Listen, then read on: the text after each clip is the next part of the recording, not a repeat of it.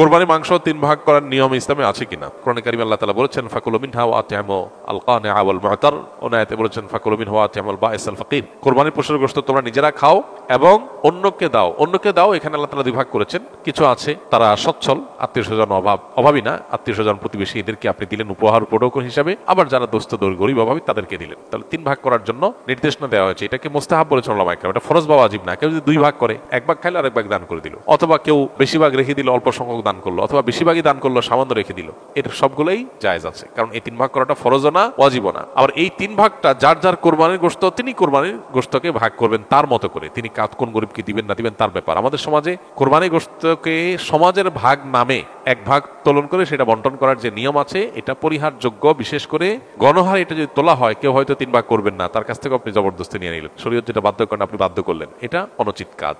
হ্যাঁ, যদি কেউ এরকম উদ্যোগ নেয় যে স্বেচ্ছায় যারা ইচ্ছা তারা দিতে পারেন, আমরা গরিবদের কাছে সুষম বন্টন করে দিব, এটা প্রশংসনীয়। এরকম হতে পারে, স্বেচ্ছায় দেওয়ার ব্যবস্থা থাকলে সেটা ঠিক আছে। কিন্তু বাধ্যতামূলকভাবে সামাজিকভাবে সমাজের ভাগ বলে উঠাই নিয়ে আসা, কেউ নিজের অনিচ্ছা সত্ত্বেও যদি দিতে বাধ্য হয় তাহলে সেটা নাজায়েজ হবে। কারণ নবী সাল্লাল্লাহু আলাইহি ওয়াসাল্লাম বলেছেন লা ইয়াহিল্লু মালু মুসলিমিন ইল্লা বিতিবি নাফসি, কোন মুসলমানের সম্পদ তার মনের সন্তুষ্টি ছাড়া সেটা গ্রহণ করা বা সেটা দখল করা এটা জায়েজ নয়, ভোগ করা জায়েজ না। বিধায় কোরবানির গোশত যিনি কোরবানি দিয়েছেন তাকে আল্লাহ তাআলা দিয়েছেন, এটা তার। সো তার সন্তুষ্টি না থাকলে আপনি সমাজের ভাগ নামে তার কাছ থেকে উত্তোলন করলে সেটা জায়েজ হবে না। তিনি হয়তো তার কোনো আত্মীয়স্বজন গরিব, তাকে একটু বাড়ায় দিবেন, আপনার সমাজের ভাগে নিয়ে আপনাদের মতো দিবেন, এটা তো তার অধিকার খর্ব করা হলো, এটা উচিত নয়।